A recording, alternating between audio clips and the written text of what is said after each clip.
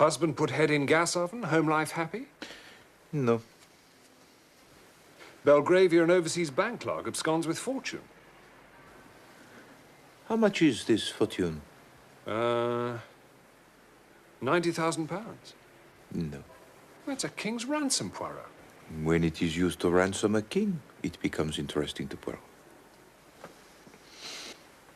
Missed typist of 21. Where is Edna Field? Oh, no. There's good stuff here, Poirot. Mysterious suicide, absconding bank clerk, missing typist. Yes, but I am not greatly attracted to any of them, mon ami. I have many affairs of importance of my own to attend to. Such as? My wardrobe, Hastings.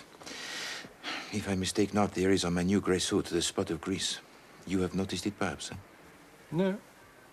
No? Well, it's only the one spot, you understand, but it is sufficient to trouble me. Then there's my winter overcoat. I must lay him aside in the powder of Keating's. Eh? And I think...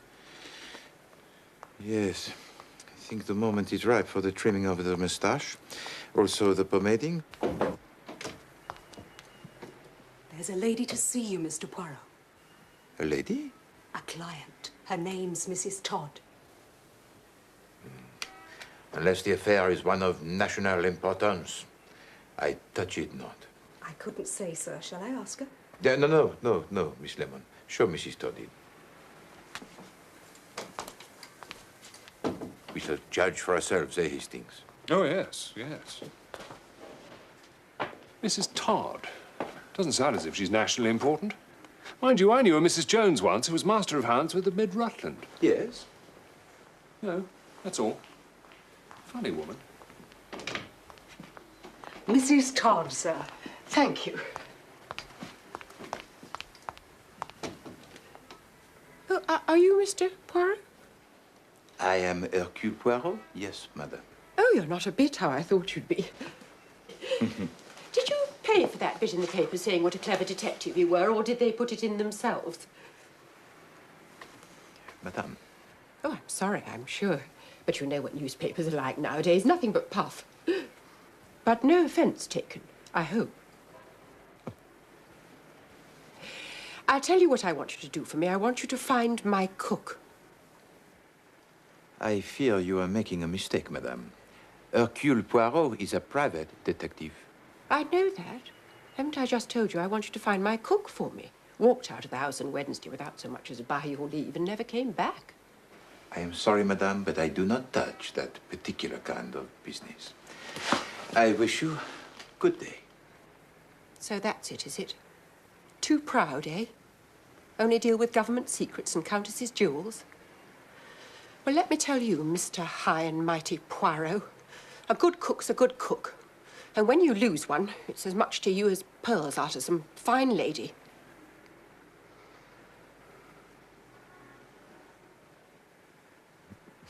Madame, you are in the right and I am in the wrong. Your remarks are just and intelligent. This case will be a novelty, Hastings. Never before have we hunted a missing domestique. Truly, here is the problem of national importance. En avant. Where do you reside, Mrs. Todd? 88 Prince Albert Road, Clapham.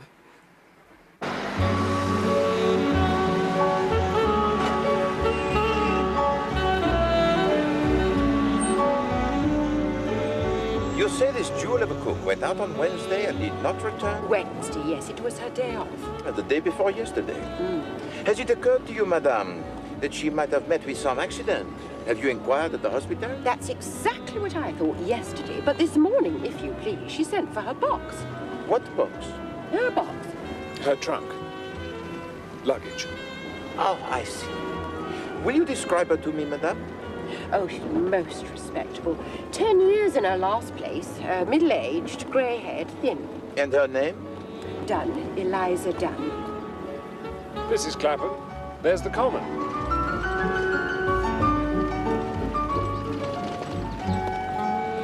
Charming. You had no disagreement with her on Wednesday, madame? No, that's what makes it all so queer. How many servants do you keep? 2. Miss Dunn and the house parlourmaid, Annie. There we are. There's 88. All right, driver.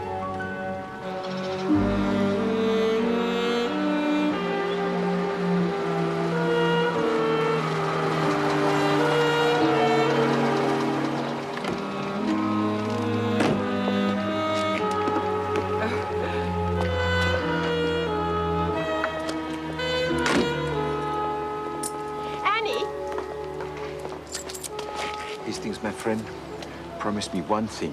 What's that, Poirot? Never, but never must Chief Inspector Japp hear that I investigated such a case. Mine was the word, old boy.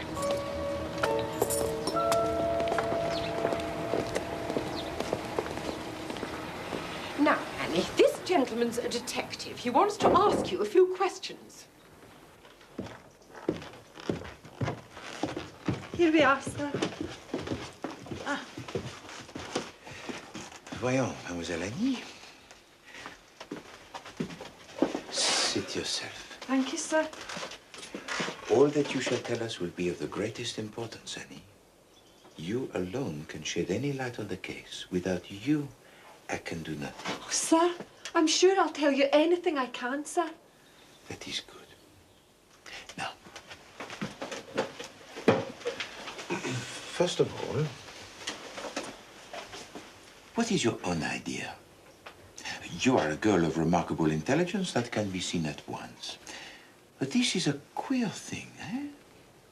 What is your own explanation of Eliza's disappearance? White slavers, sir. I've said so all along, sir. Only no one will listen. Cook was always warning me against them. Don't you go sniffing no scent nor eating no sweets, no matter how gentlemanly the fellow. This is something we had not thought of, Hastings. No. Right. Good heavens. But would she have sent for her trunk? Beg pardon, sir? Miss Dunn sent for her trunk, I believe. Now, if she had truly been taken by these white slavers, would she have sent for her luggage? Well, I don't know, sir. She'd want her things, wouldn't she? Even in foreign parts, she'd want her things. Who came for her trunk, Annie? The carriers, sir. The men from Carter Patterson. And did you pack it for her? No, sir. It was already packed and corded. That is interesting. That shows that when she left the house on Wednesday, already she determined not to return. You see that, do you not? Oh, I'd never thought of that. No. Tell me now, Annie. What was the very last thing Eliza said to you before she went out?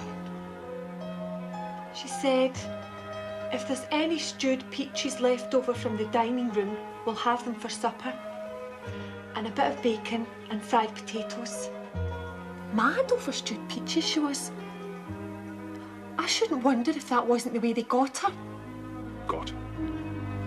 The white slavers. Ah, the stewed peaches. Quite. Thank you very much, Annie. You have been most helpful.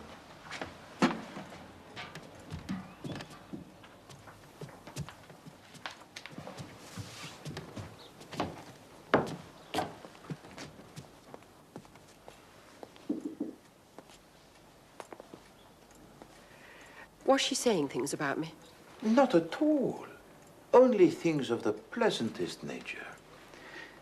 But for a woman of your intelligence, madame, it would be tiresome to bear with patience the roundabout methods we plodding detectives have to use. Oh, I see. Well, I wouldn't say there was all that much difference between us, Mr. Poirot. Mind you, I was always very good at general knowledge at school. There. And your husband, too, I'm sure, is the intellectual, yes? Yes. Yes, he does very well with figures. A successful businessman? With the Prudential, yes, in the city. What about the other inmates of the house, madame? Oh, you mean Mr. Simpson, our paying guest? What is his profession, madame? Oh, he's in business, too, with the Belgravia and Overseas Bank. A young man, is he? 28, I believe. He's a nice young fellow. Well, they'll both be in at about 6 if you want to see them. An excellent suggestion, madame. Oh, my colleague and I will take a turn on your famous common for 1 hour.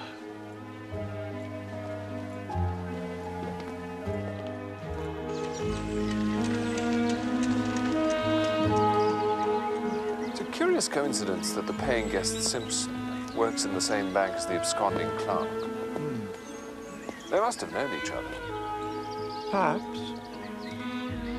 Or possibly Davis visited Simpson, fell in love with the cook, and he persuaded her to accompany him on his flight. Come, Hastings. Let us go back to the Prudential, Monsieur Todd.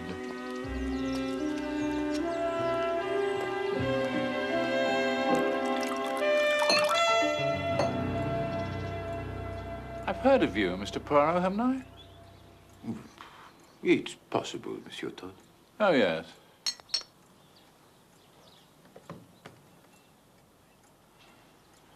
I follow crime, you know.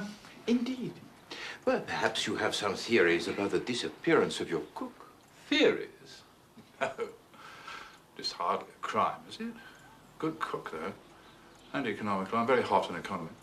Admirable. Now, we would like to have a few words with your Mr. Simpson, if that's possible. Another one after that. Thank you. Just off the next landing.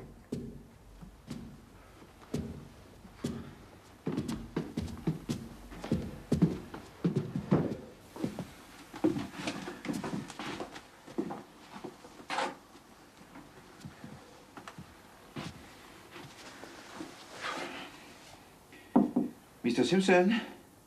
Hold on.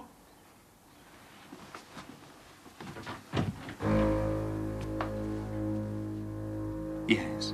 Mr. Simpson, my name is Poirot. Hercule Poirot. Oh, yes. May we have a moment of your so valuable time? Certainly. Come in. Thank you.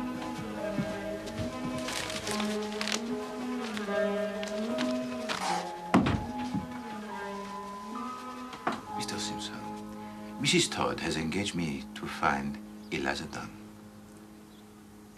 the cook. Oh? Where is she? Well, that is what we do not know, monsieur. You know her, of course. Well, I must have met her, I suppose. Well, it would seem that Miss Dunn has not been seen since Wednesday. Did you see her on that day? I don't think so. I don't know. You were at work as usual on Wednesday? Yes? Well, thank you, Mr. Simpson. It was most kind of you to spare us the time.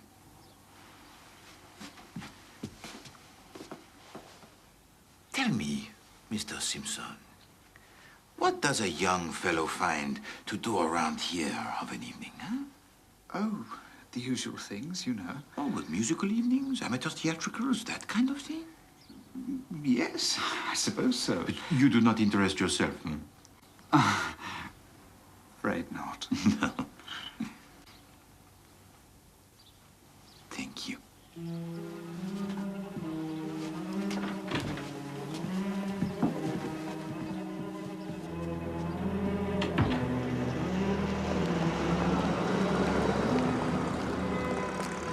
I think that husband's got something to do with it. To do with the missing cook? There's something about him I don't trust. Merely because a man does not offer you a drink, Hastings, does not mean that he is necessarily guilty of other crimes. There doesn't seem to be any crime at all, as far as I can see. No, it is a curious case, full of contradictory features.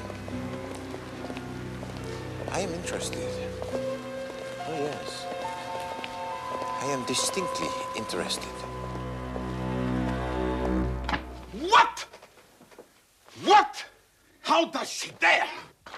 What is it? As a favor, as a great favor, I agree to investigate this two-penny, half-penny affair. What is it, old chap? Read it! Read it! Mr. Todd regrets that after all his wife will not avail herself of Mr. Poirot's services. Yeah. After talking the matter over with me, she sees that it is foolish to call in a detective about a purely domestic affair. Yeah. Mr. Todd encloses a guinea for consultation fee. Is this to be believed, huh? Do they think they can get rid of Hercule Poirot like that, huh? No! No, no, no, no, no, no! 36 times! No! They send me 1 guinea, huh? No! I will spend my own guineas. 3,600 of them, if need be. But I will get to the bottom of this matter. If Eliza Dunn will communicate with this address, she will hear something to her profit. Advantage. Yes? Yes. Good. You have that, Miss Lemon? Yes, Mr. Poirot. Put it in all the papers you can think of. She won't read the Times, I shouldn't think. No, my dear Miss Lemon, perhaps she will not. But perhaps her new employers will. Now run along, Miss Lemon. Feet, feet. And you, Hastings, do not you run away with such celerity. I have work for you too. Oh, as a matter of fact, I was thinking of popping down to Sandown this afternoon. No, no, no. You do not pop. Well, there's a horse running a pal of mine owns a leg of. When he owns 4 legs, I pop with you. But now it's time for work, yes? I want you to telephone all the domestic agencies you can find and see if they have found Miss Eliza Dunn a new post. As for me, I pop to the City of London.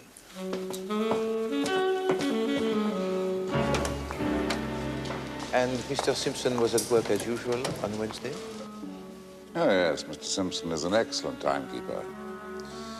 Though, to tell the truth, he was absent on Thursday with a cold. You have been most helpful, Mr. Cameron. Thank you. Glad to be of assistance.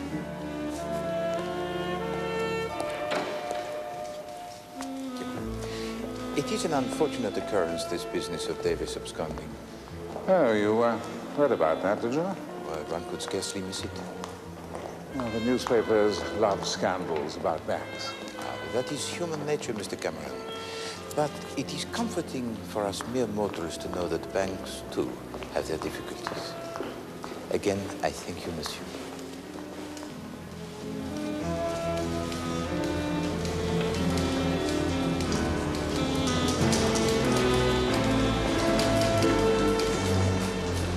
Chief Inspector Jack, I wonder if I might ask you a few questions. You and Davis are friends, I believe, Mr. Simpson. That's right. I can't believe this of him. There must be some mistake.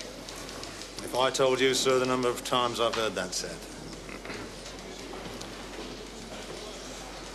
If you had to hazard a conjecture, Mr. Simpson, as to where Davis might go if he wanted to hide, where would you say?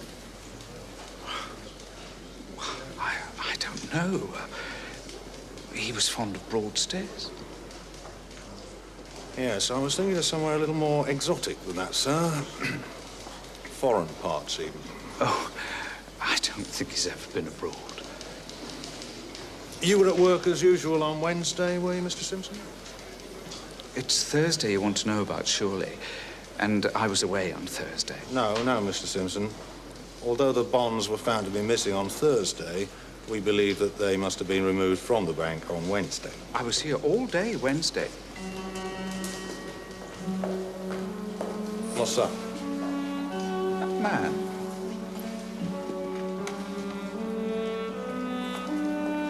What about it? He was at my diggings yesterday. Was he, by George?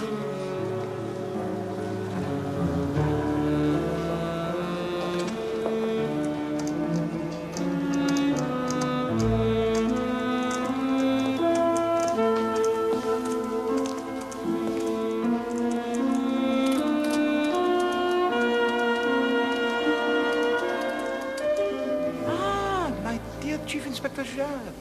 After the reward, eh, Poirot? Oh, no. No, I am engaged on quite a different case. And what would this different case be, then? Ah, well, now, there is such a thing as client confidentiality, Chief Inspector. Let me just say that this case I am engaged on is of national importance. Well, I'm glad to hear it, Poirot. Someone was trying to tell me you'd gone into the missing domestics business. No, I said. Not Poirot, I said. Hard times or not, he wouldn't fall that far.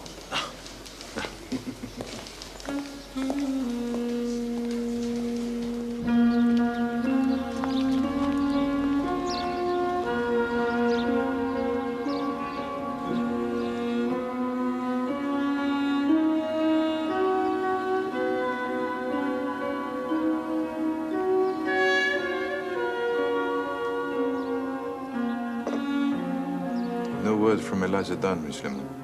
No, Mr. Poirot.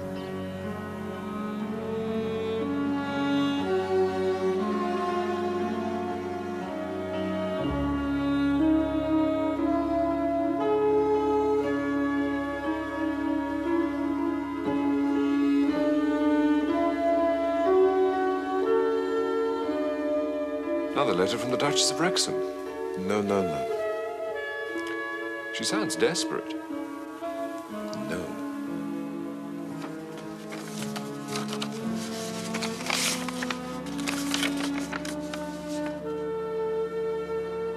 Good heavens.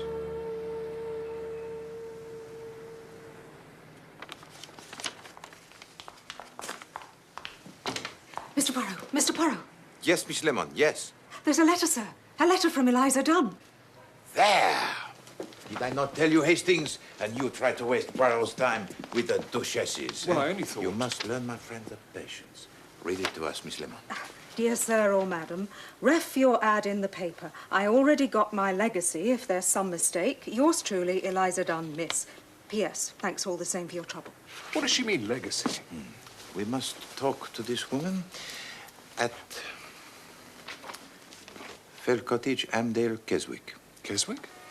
That's Keswick, Mr. Poirot, in the Lake District. Ah, are there trains to this place? Oh, yes. Bon. Come, Hastings. We have a train to catch. But...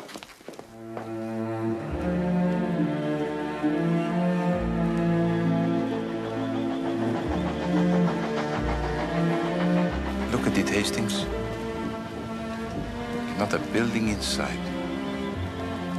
Not a restaurant. Not a theater. Not an art gallery. A wasteland. I thought you liked the country. But this is not the country, my friend. The country is full of trees and flowers and public houses. This is a desert. I don't know why we've come all this way anyway. You found the cook. No, the cook is but the beginning of the story, Hastings. We are on to bigger things.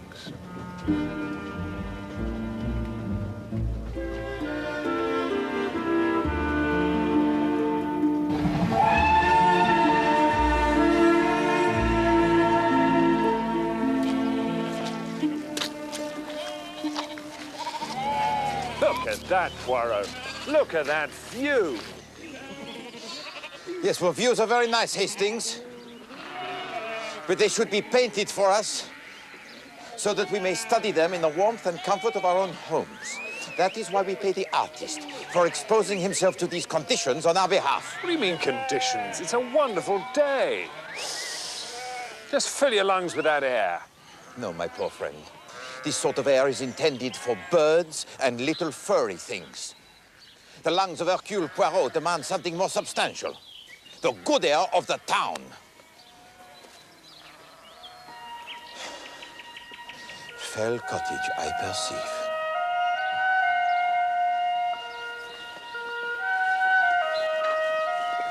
We have got the right Eliza Dunn, have we? I mean, what's she doing all the way up here? That is what we are here to find out.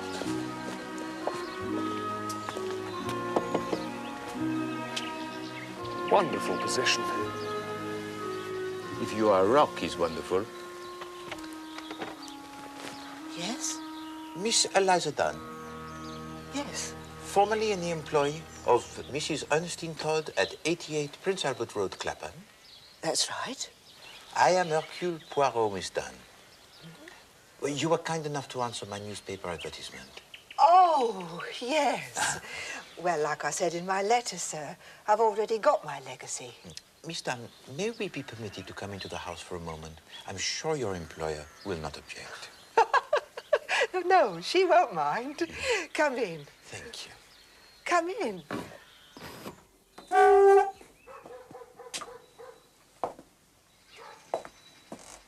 The reason I laughed, sir, I'm sorry, is I don't have no employer, see? This is my house. Oh, Miss Dunn, forgive me. That's all right, sir. You wasn't to know. This is part of my legacy, see? Oh, sit down, do. Thank you.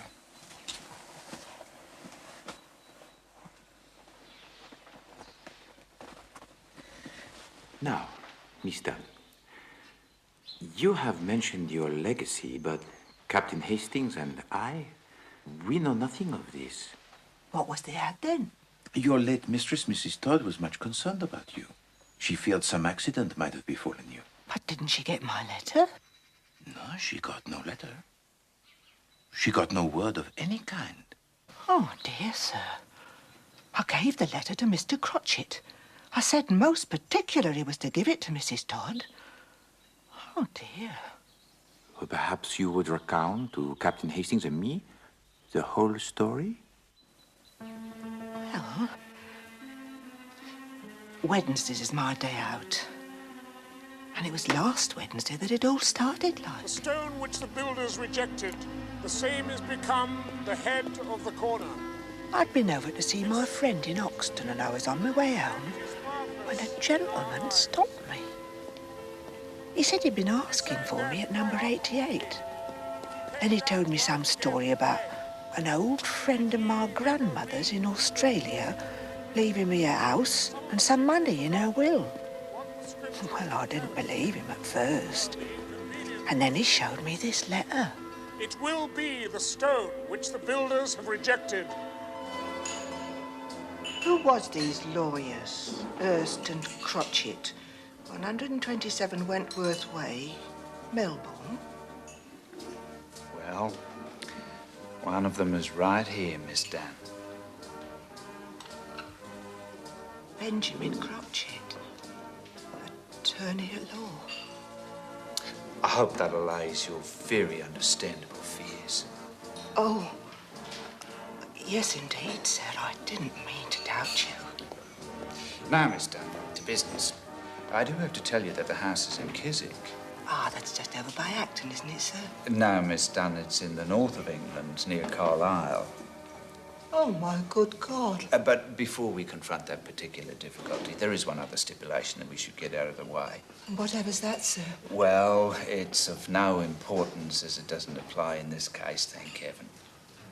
It's just a stipulation that you should not be in domestic service. Oh. Whatever's the matter, Miss Dunn? I'm a cook, sir. Didn't they tell you at the house? My dear Miss Dunn, I had no idea. This is very unfortunate. Will I have to lose the money, sir? And the house, sir? Sounds ever so nice. Even if it is a bit out of the way. I believe I have it. We lawyers always know a thing or two. The way out here is for you to have left your employment before we met.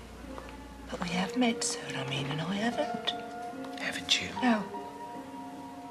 Haven't you, Miss Dunn? No.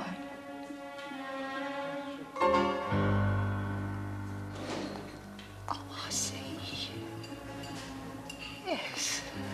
You left your employment this morning, did you not, before we met? Yes. I remember now. I did, as a matter of fact. There.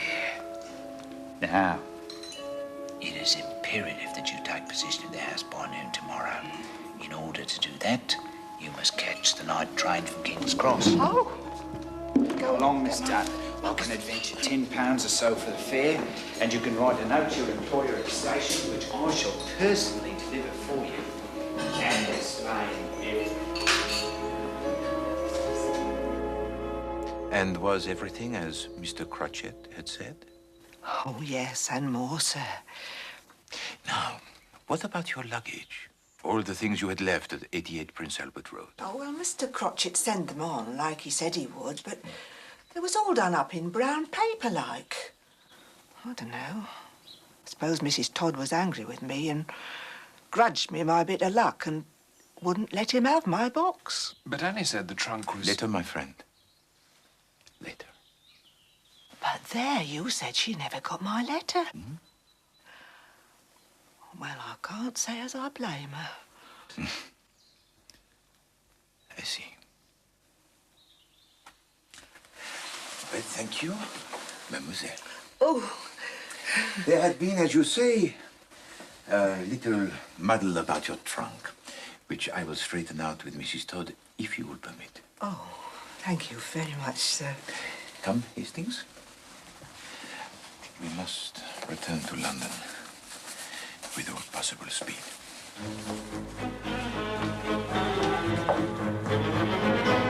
Is there nowhere you can contact the Chief Inspector Japp? Then telephone him at his home. Yes, of the greatest urgency. Tell him he should not be looking for Davis.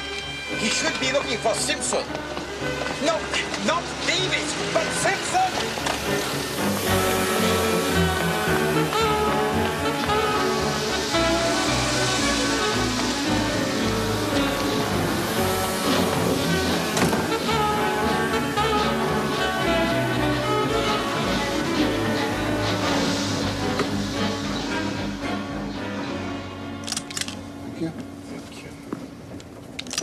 Thank you very much. Why should Japp want Simpson all of a sudden? What's Simpson supposed to have done? Hastings, my friend, the little grey cells are not working today, huh? They take a little vacances, huh? It's to do with this Eliza, isn't it? No. We have moved beyond the petty sphere of cooks from Clapham, Hastings. Then it's something to do with this Australian fellow. There is no Australian fellow. Yes, there is. She told us about him. Do you remember when we interviewed Simpson? Interviewed Simpson? No. In his little room at the house in Clapham. Oh, right, the lodger, yes. Do you remember I asked him if he took an interest in amateur theatricals? Yes, I do, as a matter of fact. Why do you think I asked him that? Why? Well, making conversation, I suppose. I asked him that because he had recently been wearing a false beard. He had a tiny trace of gum arabic in his, what do you call it here? Sideburn. Sideburn, yes. Do you see? Oh, right, yes. Bon.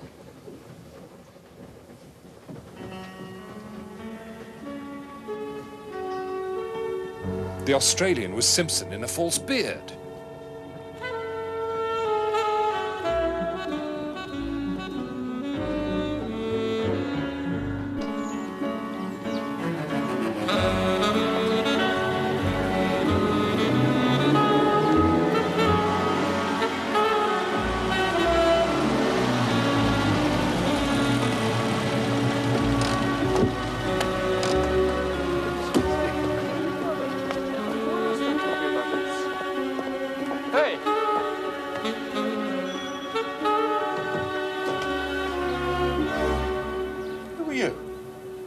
I am Hercule Poirot. Who are you? Sarge, there's some French gent at the door. No, no, no, no, no. I am not some French gent. I am some Belgian gent. Well, well, well, and if it isn't Mr. Poirot? It is. Is the lady of the house in? The Chief Inspector's here. Mr. Poirot! Ah, Mrs. Todd, good I don't know how you have the impertinence to show your face here again. But, Mrs. Todd... You were paid off, Mr. Poirot. You were paid off handsomely. Well... And then look at this. We've got policemen crawling all over the house. Yet... You're not too popular in Clapham this morning, Poirot. Bit of a wild goose chase, this. As far as we can ascertain, this Mr. Simpson of yours is a perfectly respectable young bank employee who happens to have gone home to his family. We have the Shropshire Constabulary checking that at the moment. I only wanted to ask... No. Well, perhaps you'd be interested to know... No, I wouldn't. Good day, Mr. Poirot. Poirot?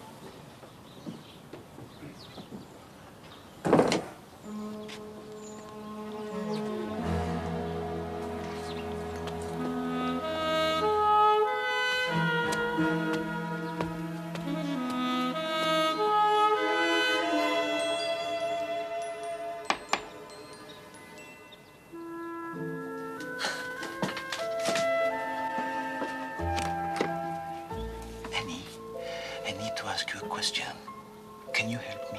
I'll try, sir. Last Friday, the cutter Patterson came to collect Eliza's trunk, yes? Her box? Yes, sir. You were here when he came? Oh, yes, sir.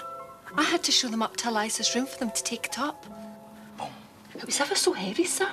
It took 3 of them to get it down the stairs. You all right, sir? Of course. Tell me, Annie, you said her box was already packed. Oh, yes, sir. Packed, locked and corded. Quite a thick rope round it and done up ever so tight. Did it have a label on it? Yes, it did, sir. With an address? Just a name. Miss Eliza Dunn, it said. Twickenham Station to be called for. Very well, Annie. Thank you. Au revoir. Au revoir, sir. Excellent.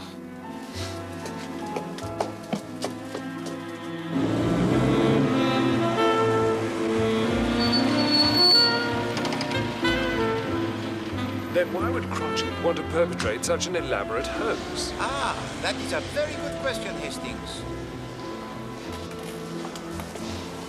But Eliza Dunn has got her house. I shall be surprised if she finds she has more than a 6 months lease. So what did Crotchet want? Crotchet?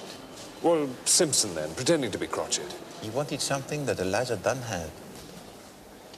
Money, the Australian legacy. He wanted a battered old tin trunk. Her trunk? There's nothing in it. But he could buy a trunk. Oh, but he did not want a new trunk, mon ami. He wanted a trunk of pedigree. A trunk of assured respectability. Now, look here, Poirot. What would Simpson want an old trunk for? To put the body in, of course.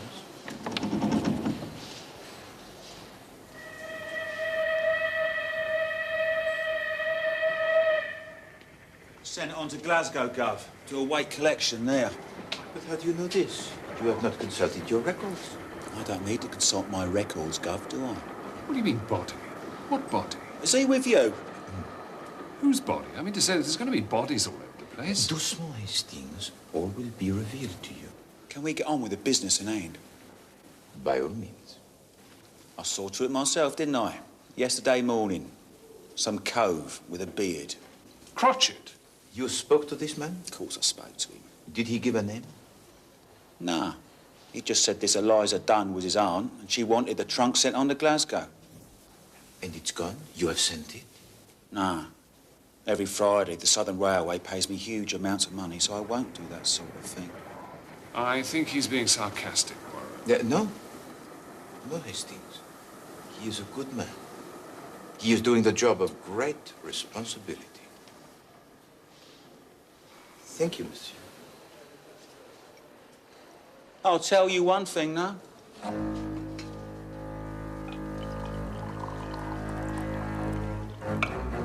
And what is that, monsieur? Are you looking for this bloke or something? Well, of course we're looking for him. I'm talking to the engineer, not the oil rag. Now, look here. No, Hastings. What is this one thing you will tell us, monsieur? All right. I'll tell you. I'll tell you where he is. There. Go on. Well, at least where I think he is. Ah, a bit less sure now. I bet he is. I bet he's where I say. And where do you say? Bolivia. There. Bolivia? That's in South America. And what is it that makes you think he is in Bolivia? Well, going there, at least, on his way, like. He has to pay for this trunk to be sent on to Glasgow, see? I see. He takes out a wad of notes, choke a cart horse it would. There's a few English notes there, which he pays what he owes me with. But I couldn't help but notice most of the other notes were Bolivian. Hastings, this gentleman is a genius. How do you know they were Bolivian? Well, one tiny little thing was, they had Bolivia written all over them, didn't they?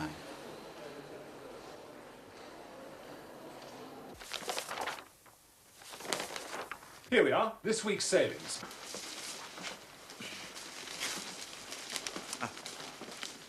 Nothing for Bolivia today. Bolivia is a landlocked country, Hastings. Ah, that explains it then. One sails to Buenos Aires and goes by train from there. What lovely names they all have. Queen of Heaven sailing for Caracas. Thank you, Miss Lemon. Can we stick to Buenos Aires, please?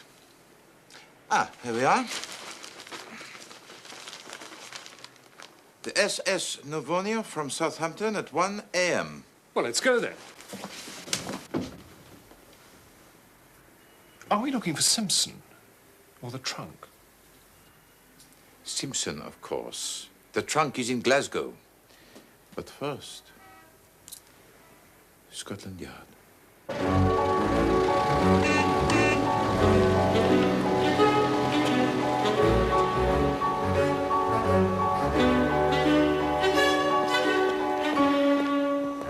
And of course, you see some sinister point in all this Arthur Simpson's activities. Oh, yes, of course, Chief Inspector. 6 months' rent on a house, £150 to Miss Dunn. It is not much to assure the success of his plan. And this famous plan is? I mean, we've heard a lot about it, Mr. Poirot, and I'm sure it's been very entertaining, but... We are wasting time, Chief Inspector. Go on, then. His plan, of course, is to steal £90,000 worth of negotiable securities from the Belgravia and Overseas Bank. No. That's Davis.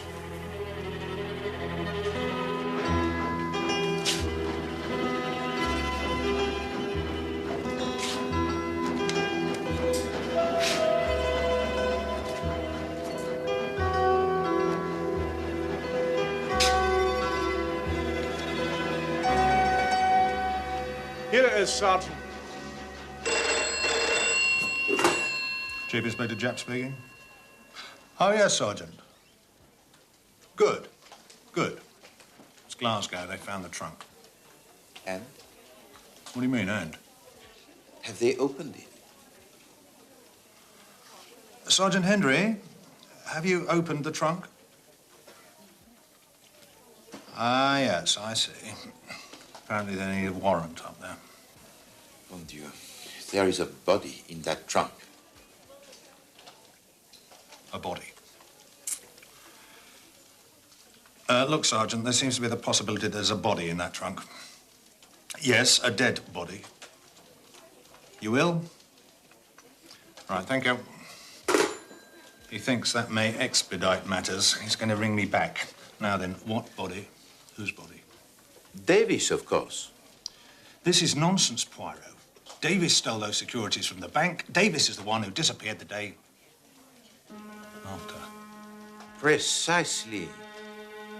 You think what Simpson wanted you to think. Listen, Chief Inspector. On Wednesday, Simpson, disguised, decoys away the cook. Now, he has already removed the securities from the bank, but knows that this will not be discovered until Thursday afternoon. Now, he does not go to the bank on Thursday. Instead, he lies in wait for Davis when he comes out to lunch and asks him to come to Clapham with him. Now, it is the maids there. Mrs. Todd is at the shops. There is no one in the house. Simpson kills Davis.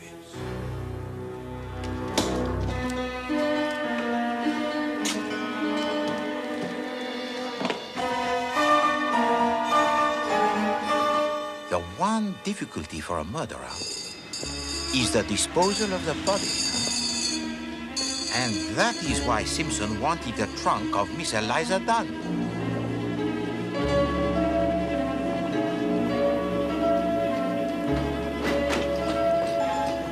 And now, if I am not much mistaken, my friends, it is here we will apprehend our murderer.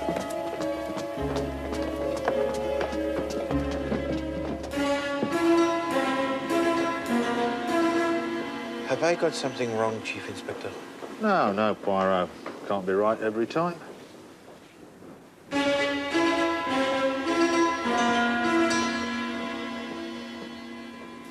Mon Dieu, I am wrong. I am wrong.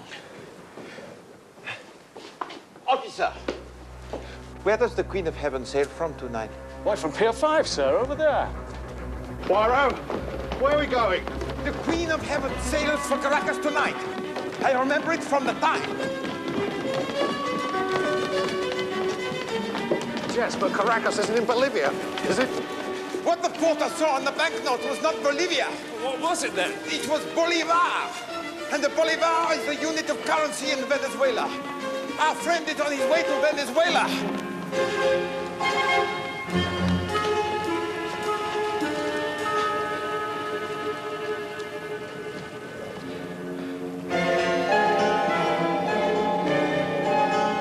Simpson!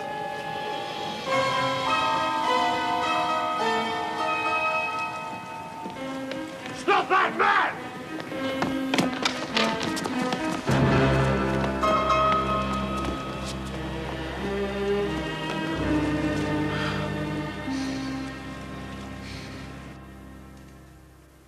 No, Miss Lemon, to the left.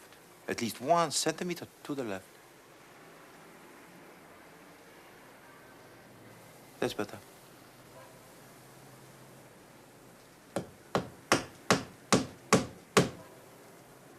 Voila.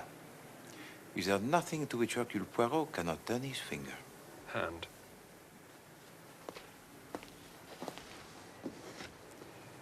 Pay to Hercule Poirot the sum of 1 guinea only, Ernest Todd. It is to me, Hastings, a little reminder. Never to despise the trivial, but the undignified. A disappearing domestic at one end, a cold-blooded murder at the other.